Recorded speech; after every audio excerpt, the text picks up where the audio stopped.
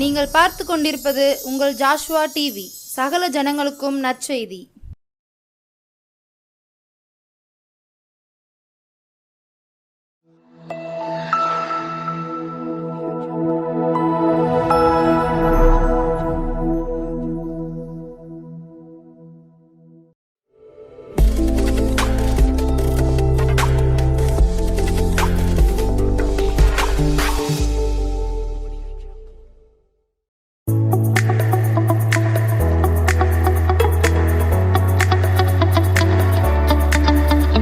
கர்த்தருடைய பரிசுத்த நாமத்திற்கு ஸ்தோத்திரம் உண்டாவதாக.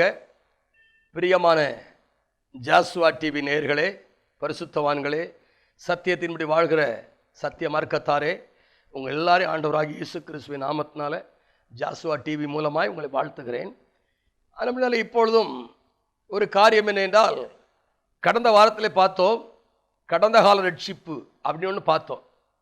ரெண்டாவது நிகழ்கால ரட்சிப்புன்னு ஒன்று பார்த்தோம். நல்லா உங்களுக்கு நீங்கள் அதை செய்தியை கேட்டிருப்பீங்க. கடந்த கால ரட்சிப்பு என்ன அப்படின்னு கேட்டிங்கன்னா, இது நீங்கள் ஆரம்பத்தில் இயேசு கிறிஸ்துவை ஏற்றுக்கொண்டு மனம் திரும்பி ஏற்றுக்கொண்டு பாவ மன்னிப்புக்கென்று ஞானசானம் பெற்று பரிசுத்தமாய் வாழ்வதிலே முழு கவனம் செலுத்தி நீங்கள் வாழ்ந்து கொண்டிருக்கிறது தான் கடந்த கால ரட்சிப்பு. நிகழ்கால ரட்சிப்பு என்ன என்றால், நீங்கள் ஞானசானம் பெற்ற பிறகு நீங்கள் என்னவா மாறுறீங்க தெரியுமா? சீசர்களாய் மாறுறீங்க. ஆனால் இன்னைக்கு கிறிஸ்தவத்தில் சீசத்துவத்தை குறித்ததான பயிற்சியும் இல்லை, சீசத்துவத்தை குறித்த டீச்சிங்கும் இல்லை, போதனையும் இல்லை. ஆனால் ஆதி திருச்சபையில் சீசர்களை கர்த்தர் இயேசு உருவாக்கினார். 12 சீசரை உருவாக்கினார். அப்புறம் ஞானசானம் பெற்றவர்கள் எல்லாருமே சபையில் தான் வந்து சேர்ந்தாங்க. ரட்சிக்கப்படவளை கர்த்தர் அனைவரும் சபையில் சேர்த்து கொண்டு வந்தார். யார் ரட்சிக்கப்பட? இப்போ நிறைய பிரச்சனை தெரியுமா?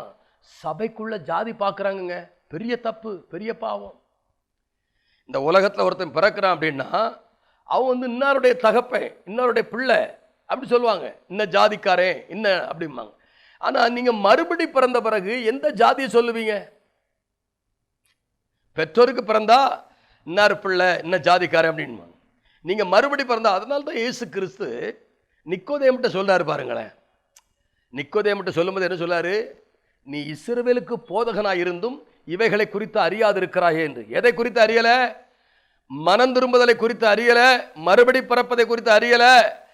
அப்போ இதெல்லாம் எவ்வளவு ஒரு அறியாமை! இன்னைக்கு நிறைய மக்கள் அறியாமையில் தான் இருக்கிறாங்க. அதனால தான் அவர் சொன்னார், கொர்நேலு அந்த நிக்கோதேம் என்ன சொன்னா அப்படின்னா, ரபி நீ தேவனிடத்தில் வந்து போதகர் என்று அறிந்திருக்கிறேன். ஒருவனிடத்தில் தேவன் இல்லாவிட்டால் இப்படிப்பட்ட அற்புத அடையாளங்களை செய்ய மாட்டான் அப்படின்னு சொன்னதுக்கு, அப்படியாப்பா ரொம்ப நல்லது அப்படின்னு சொன்னார். இல்லை, என்ன சொன்னாரு? ஒருவன் மறுபடி பிறக்க வேண்டும். எதுக்கு? தாவீது சொல்றான், நான் துர்க்குணத்தில் உருவானேன், என் தாய் என்னை பாவத்தில் கற்பந்தரித்தாள் அப்படின்றார். அப்ப பாவ பிறப்பிலிருந்து ஒருவன் மீட்கப்பட வேண்டுமே. ஆனால் இப்ப பாவத்திலிருந்து மீட்பதற்காக இயேசு கிறிஸ்து தன்னுடைய சொந்த ரத்தத்தினால பாவத்தை நீக்கினார். பாவம் நீக்கப்பட்டது. ஆனால் பழைய மனுஷனாக இருக்கிறானே, இந்த பழைய மனுஷனை குறித்ததான காரியம் நமக்கு நிறைய பேருக்கு தெரியலங்க. அது சபைக்கு வந்தாச்சுன்னா சந்தோஷப்படும், வெளியே போனா உறவுகளோடு சந்தோஷப்படும், உலகத்தோடு சந்தோஷப்படும். ரெட்டை வாழ்க்கை வாழாதீங்க, கைவிடப்பட்டுருவீங்க. வருகை நெருங்கி கொண்டிருக்கிறது. ஆனால் அப்படினாலே இவர் மறுபடி பிறக்கணுன்றாரு. மறுபடி பிறந்த ஒரு மனுஷனுக்கு பரலோகத்தில் ஜீவ புஸ்தகத்திலே பெயர் எழுதப்படுது. இந்த பூமியில் அவன் சீசனாய் மாறுறான். யாருக்கு சீசன்னா? இயேசுவுக்கு சீசனா மாறுறான். இயேசு சொன்னார்ல, நீங்கள் அடிச்சுவடை பின்பற்றி வருவதற்கு நான் உங்களுக்கு ஒரு மாதிரியை வைத்திருக்கிறேன். அந்த மாதிரி ஜீவியம் தான் சபை. புரியுதுங்களா? நீங்கள் நல்லா விலகி கொள்ளணும். சபையில் இருக்கிறோம், ரைட்டு, ரொம்ப சந்தோஷம். ஆனால் சபையில் இருக்கிற நாம என்னவா மாறணும்? வசனத்தை ஏற்றுக்கொண்டு வசனத்தின்படி வாழ்ந்து சீசனாய் மாறணும். இயேசுவே சொன்னார், நீங்கள் புறப்பட்டு போய் சகல ஜாதிகளையும் சீசராக்கி. எப்படிங்க? புறப்பட்டு போய் சகல ஜாதிகளையும் சீசராக்கி பிதா குமாரன் பரிசுத்தாவினால் ஞானசானம் கொடுங்கள். அப்போ யாருக்கு ஞானசானம் கொடுக்கணும்? சீசனுக்கு ஞானசானம் கொடுக்கணும்.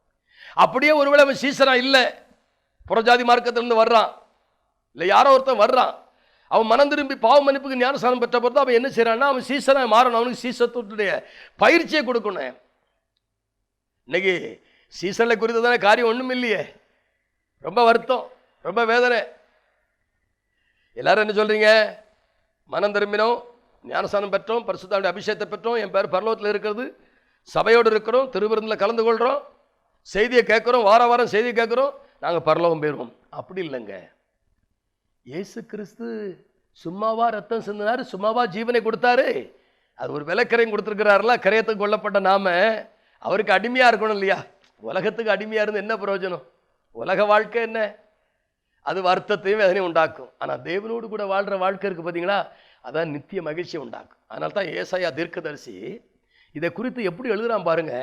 ஏசாயா 51:11 கர்த்தரால் மீட்கப்பட்டவர்கள் திரும்பி ஆனந்த களிப்புடன் பாடி சியோனுக்கு வருவார்கள். கர்த்தரால் மீட்கப்பட்டவர்கள் திரும்பி, அதான் முக்கியம், ஆனந்த களிப்புடன் பாடி சியோனுக்கு வருவார்கள்.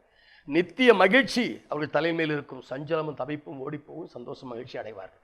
பிரியமான தேவஜனமே, இந்த கடைசி கால ரட்சிப்பை நம்ம எதிர்கால ரட்சிப்பு என்று சொல்கிறோம். ஒரு வசனத்தை நான் வாசிக்கிறேன். எபிரேயர்கள் நிருபம் 9ஆம் அதிகாரத்தில் ஒரு வசனம் அழகாக சொல்லப்பட்டிருக்கிறது. நான் வாசிக்கிறேன். 9ஆம் அதிகாரம் 28ஆம் வசனம். கிறிஸ்துவும் 27-28 வாசிக்கிறேன். அன்றியும் ஒரே தரம் மரிப்பதும் பின்பு நியாய தீர்ப்படைவதும் மனுஷனுக்கு நியமிக்கப்பட்டிருக்கிறது. கிறிஸ்துவும் அநேருடைய பாவங்களை சுமந்து தீர்க்கும்படிக்கு ஒரே தரம் பலியிடப்பட்டார். நமக்காக இல்லை, தமக்காக காத்து கொண்டிருக்கிறவர்களுக்கு 2ஆம் தரம் பாவம் இல்லாமல் தரிசனமாவார் என்று இந்த வசனம் சொல்கிறது. 2ஆம் தரம் திரும்பி வரப்போகிறார் இல்லையா? வருகைக்கு நாம் ஆயத்தப்படுவதற்காகத்தான் இந்த கடந்த கால ரட்சிப்பு, நிகழ்கால ரட்சிப்பு, எதிர்கால ரட்சிப்பு என்ன? கிறிஸ்து எப்போ வருவார், எப்பொழுது வருவார், எப்பொழுது வருவார் சொன்னார். இயேசு கிறிஸ்து சீக்கிரமாய் வருவார் அப்படின்னு ஒரு போர்டு எழுதி போட்டு மலைகள்லாம் பார்த்தீங்கன்னா, நீங்கள் பார்த்தீங்கன்னா இயேசு கிறிஸ்து ஏதோ சீக்கிரம் வரப்போகிறார். அது பக்கத்தில் இன்னொரு நண்பர் எழுதி போட்டிருக்கிறாரு, அவர் எங்கே வருவார், எப்போ வருவார், யாருக்காக வருவார். இந்த கேள்விக்கு சிந்திச்சு பாருங்களேன். இயேசு கிறிஸ்து முதலாம் வருகையிலே காணாமல் போன ஆடுகளாகிய இஸ்ரவேல் வீட்டார் இடத்திற்கு அனுப்பப்பட்டார். வந்தார், மரித்தார், அடக்கம் பண்ணப்பட்டார், உயிர் தெழுந்தார், பரலோகம் போயிருக்கிறார். அங்கே ஒரு ராஜ்யத்தை ஆயத்தப்படுத்த போயிருக்கிறார். யாருக்காக? யார் மனம் திரும்பி இயேசுவை ஏற்றுக்கொண்டு ஞானஸ்நானம் பெற்று சபையிலிருந்து சத்தியத்தை கை கொண்டு உண்மை உத்தமாய் ஜீவிக்கிறவர்களோ, கர்த்தருக்கு பயந்து வாழ்கிறவர்களோ, அவர்களுக்காக மறுபடியும் என்ன செய்ய போறார்? வரப்போகிறார். அதனால அவர் மறுபடி வருவதற்கு நம்மை சபை ஆயத்தப்படுத்துகிறது. சபை ஆயத்தப்படுத்துகிறது. சபையில் இருக்கிற போதகர்கள் ஆத்துமாவுக்காக உத்தரவாதம் பண்ணுகிறார்கள் என்று வேதம் சொல்கிறார். எபிரேயர் 17:13 கலாத்தியர் 5:4ஆம் அதிகாரம் 19ஆம் வசனம் சொல்லுது, என் பிள்ளைகளே, கிறிஸ்து உங்களில் உருவாகும் அளவு நான் உங்களுக்காக கற்ப வேதனைப்படுகிறேன் என்றார். ஒரு ஊழியக்காரனோட இருதய துடிப்பை பாருங்களேன். உங்களுக்காக கற்பவேதனைப்படுகிறேன். ராப்பகலாக பேதுரு, பவுல், யோவன் இவர்கள் எல்லாரும் இரவு பகலாக, அப்போஸ்தலர் இரவு பகலாக கதறினவர்கள். யாருக்காக? நமக்காகத்தானே. இந்த நிருபங்களை நமக்கு என்ன சொல்லுது? கர்த்தர் வரப்போகிறாரு, வருகைக்கு நீங்க ஆயத்தப்படுங்க. சபையிலிருந்து ஆயத்தப்படுங்க. சபையை விட்டு வெளியிருந்து நீ ஆயத்தப்படல, சபைக்கு உள்ள இருந்து ஆயத்தப்படணும். ரட்சிக்கப்படவில்லை, கர்த்தர் அனுதினமும் சபைக்கு ரட்சிக்கப்பட்டீங்களா, நேர சபைக்குள்ள வந்துடணும். அப்பந்தான் உங்க ஆவி, ஆத்துமா, சரீரம் கர்த்தராகிய இயேசு கிறிஸ்து வரும்பொழுது அவரோடு கூட என்ன செய்யும்? எழுந்து போக புறப்படும். ஆக இன்னைக்கு இந்த எதிர்கால ரட்சிப்பை குறித்து இன்னைக்கு மக்களுக்கு என்ன இல்லை, கவலையே இல்லைங்க, அக்கறை இல்லை. அதை பற்றி தெரிந்தாதானே கவலைப்படுறதுக்கு. அதை பற்றி தெரியலை. அது தெரிஞ்சிருந்தா நீங்க ஆயத்தப்படுவீங்கல்ல. கர்த்தருக்கு பயப்படுற பயம் உண்டாகும். வீடுகளில் சண்டை இருக்காது, சபைகளில் சண்டை இருக்காது. இன்னைக்கு சபைகளில் சண்டை, ஜாதி சண்டையே பெரிய பிரச்சனையா இருக்குங்க. சபை சமாதானமா இருக்கணும், கர்த்தருக்கு பயப்படுற பயத்தில் இருக்கணும், கர்த்தருடைய வருகைக்கு ஆயத்தப்படணுங்க. இன்னைக்கு ஒரு 5 காரியம் சொல்றேன், நல்லா கவனிங்களேன். கர்த்தருடைய வருகையில நாம பிரவேசிக்கணும்னா முதல்ல கர்த்தரை அறிகிற அறிவு நமக்கு வேணும். தேவனை அறிகிற அறிவு எப்போ வரும்? சத்தியத்தை கை கொண்டால் மட்டும்தான் தேவனை அறிகிற அறிவு நமக்கு உண்டாகுன்றார். ரொம்ப மிக முக்கியமான விஷயம். ஒன்று தேவனை அறிகிற அறிவு, கர்த்தராகிய இயேசு கிறிஸ்துவை அறிகிற அறிவு. ரெண்டாவது அவரை அறியணும் இல்லையா? ரெண்டாவது என்னன்னு கேட்டாச்சுன்னா அவரை ஆராதிக்கணும். சபையில குடும்பங்கள்ல அவரை ஆராதிக்கணும். மூன்றாவது அவர் நமக்கு சம்பாதித்து வைத்திருக்கிற அனைத்து நன்மைகளையும் ஆசீர்வாதங்களையும் அனுபவிக்கணும். நம்ம அனுபவிக்கிறோமா? அவர் சிலுவையில் நமக்காக மீட்டு கொடுத்த எவ்வளவு நன்மைகள் இருக்கிறத அனுபவிக்கிறோமா? சிந்திச்சு பாருங்க. ரட்சிப்பை மட்டும் எடுத்துக்கொள்ளாதீங்க. ஒரு வாலிபன் வேலைக்காக வெளி தேசத்துக்கு போறான். அவருடைய சொத்துக்கள் எல்லாம் வித்து டிக்கெட் எடுக்கிறான். சொத்துக்கள் எல்லாம் வித்தாச்சு. 3 நாள் பிரயாணம். முதல் நாள் கப்பல் ஏறினான், பயணச்சீட்டை கொடுத்தான், கப்பல் போய் கொண்டிருக்கிறது. மக்கள் காலையில் சாப்பிட்றாங்க, மத்தியானம் சாப்பிட்றாங்க, ராத்திரி சாப்பிட்றாங்க. இவன் பார்க்குறான், கையில் காசு இல்லையே, என்ன செய்வது அப்படின்னு யோசிக்கிறான். 2ஆவது நாள் போயிட்டு அப்பவும் தண்ணியை குடிச்சு எடுத்து எப்படியோ பசி ஆற்றி அந்த நாளை முடிச்சிட்டான். 3ஆம் நாள் அவனால் முடியல, ரொம்ப கொடுமையான பசி. போய் காலையிலே வாங்கி சாப்பிட்டான். சாப்பிட்டு வயிறார சாப்பிட்டான், நிறைய சாப்பிட்டான். என்ன 2 நாள் பசி இல்லையா? சாப்பிட்டு காசு எவ்வளவுன்னு கேட்டான்.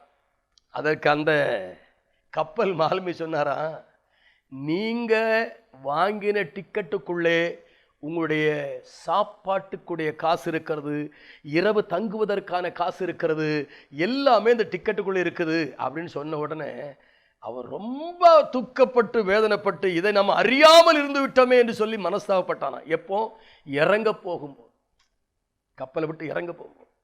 பிரியமான தேவஜனமே, உங்க ரட்சிப்புக்குள்ள எல்லாம் இருக்குங்க. அதாவது அவர் சொல்லாரு, தம்முடைய சொந்த குமாரன் என்று பாராமல் நாம் எல்லாருக்காகவும் அவரை ஒப்பு கொடுத்தவர் அவரோடு கூட மற்ற எல்லாவற்றையும் அருளாதிருப்பது எப்படின்றார். சோத்திரம். ரோமர் 8ஆம் அதிகாரம் 32ஆம் வசனத்தில் அழகா சொல்றாருல, தம்முடைய சொந்த குமாரன் என்று பாராமல் நமக்காக கொடுத்தவர் அவரோடு கூட எல்லாவற்றையும் தந்துட்டாரு. அப்ப நாம கிறிஸ்துவுக்குள்ள நம்ம புது சிறுசியா இருக்கிறது மட்டுமல்ல, கிறிஸ்துவுக்குள்ள தேவனுடைய சாயலாய் மாறுறது மட்டுமல்ல, இந்த பூமியில தேவன் உங்களுக்கு வைத்திருக்கிறத நீங்க அனுபவிக்கணும் இல்லையா? அப்ப அனுபவிக்கணுங்க. கர்த்தராகிய இயேசு கிறிஸ்துவை அறியணும். 2வது அவரை ஆராதிக்கணும்.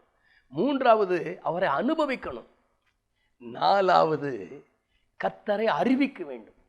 நீங்க பெற்ற ரட்சிப்பை, நீங்க பெற்ற சந்தோஷத்தை, நீங்க பெற்ற மகிழ்ச்சியை மற்றவங்களுக்கு சொல்லுங்க. ஏன் சொல்லக்கூடாது?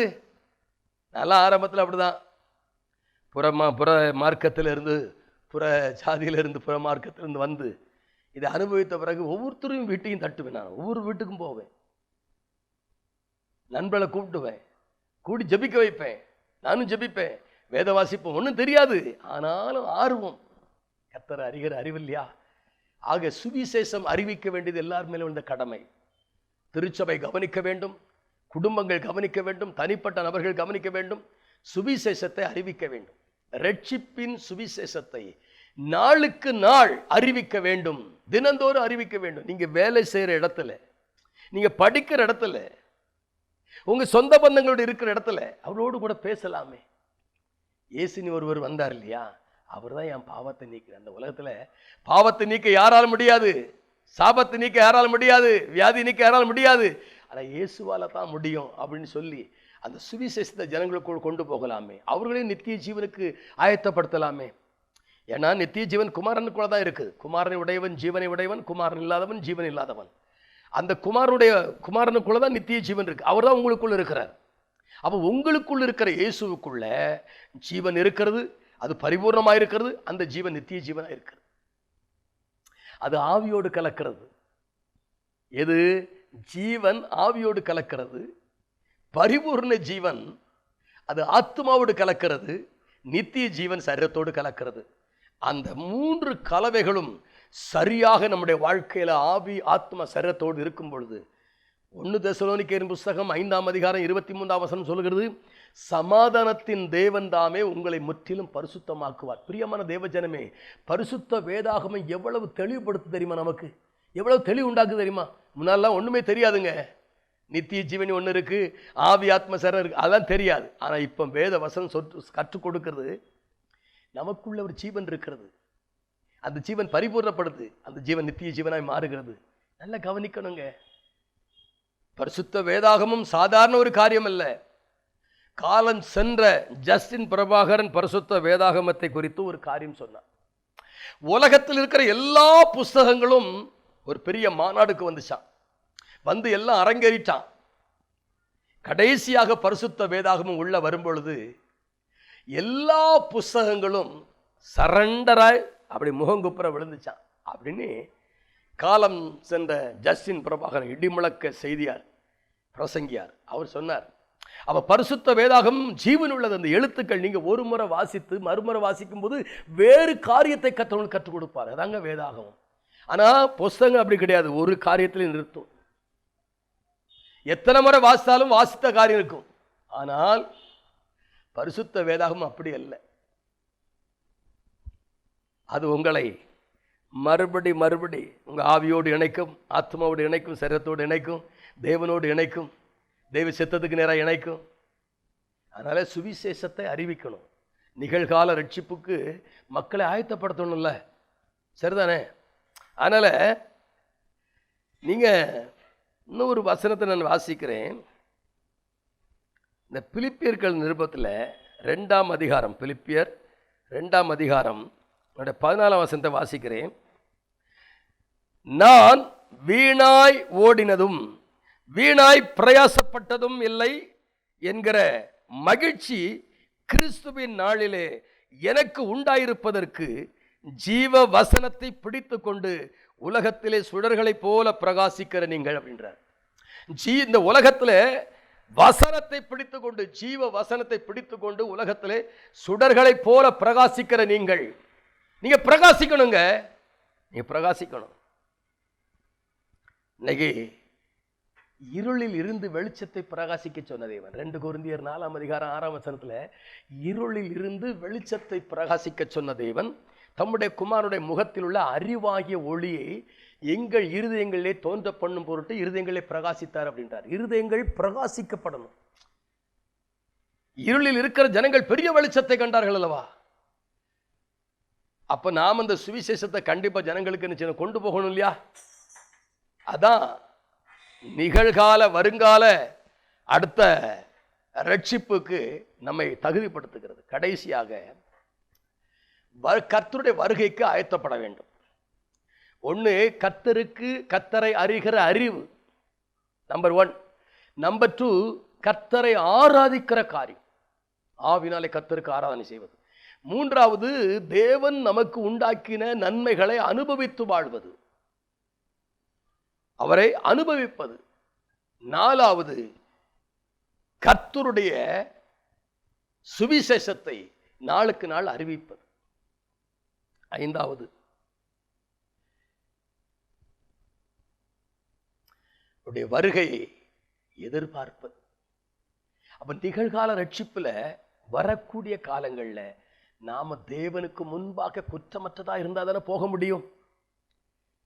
மாசு இல்லாம இருந்தா தானே போக முடியும். கரை திரையற்றவர்களா இருந்தா தானே போக முடியும். அதற்கு உங்களை சத்திய வசனம் உங்களை ஆயத்தப்படுத்தும்.